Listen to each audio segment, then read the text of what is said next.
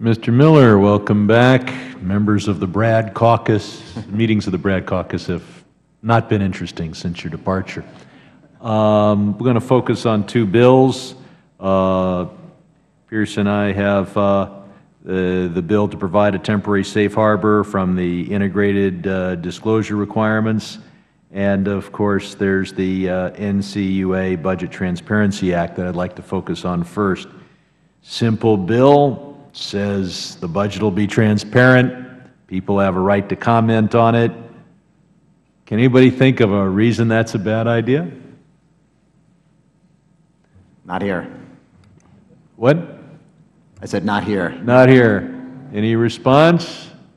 You know, I operated in the Federal Reserve for years, and my rule of thumb was I never wanted to be a part of anything that I wasn't prepared to discuss before this committee on C-SPAN.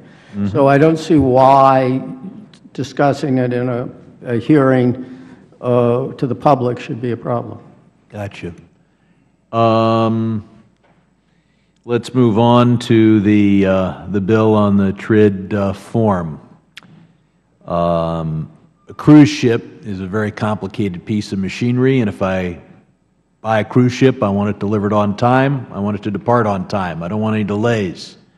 But I expect the first use of the cruise ship to be a shakedown cruise, because a cruise ship is complicated and one expects that there will be some difficulties. That is why I would not invite 3,000 trial lawyers to come onto my ship on its shakedown cruise and invite them to bring lawsuits should there be any failure to meet these standards of luxury that we would aspire to.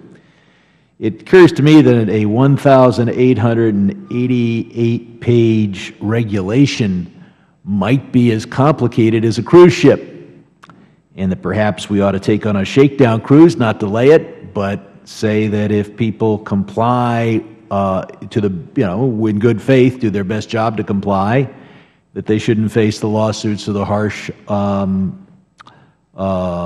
regulatory action.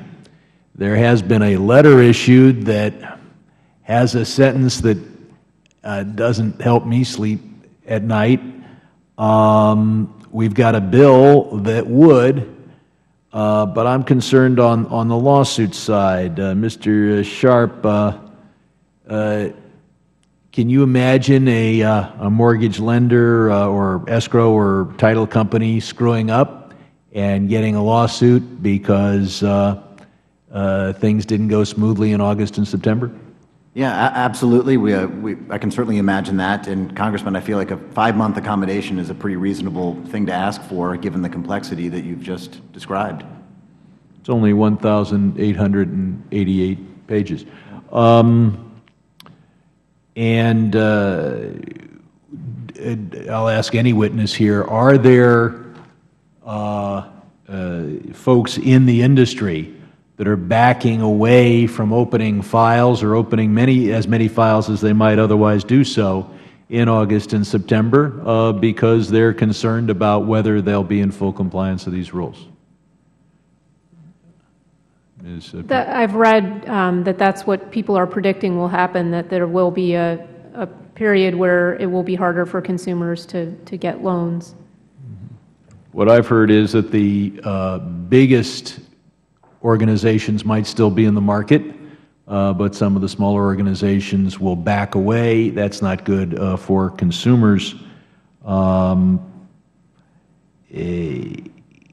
anybody think of a disadvantage to a 5-month period in which those who try to comply in good faith are held harmless for mistakes? Mr. Miller, I know you had an exchange with this. Not as you phrased it. Well, good. So we've got two bills. I like the two bills. All 4 witnesses like the two bills. The motion carries, and I yield back. The gentleman unless Mr. Miller wants to. Not as you phrased it. I mean, if there's good faith effort by a lending institution to comply with the new regs, which have been a long time in the works.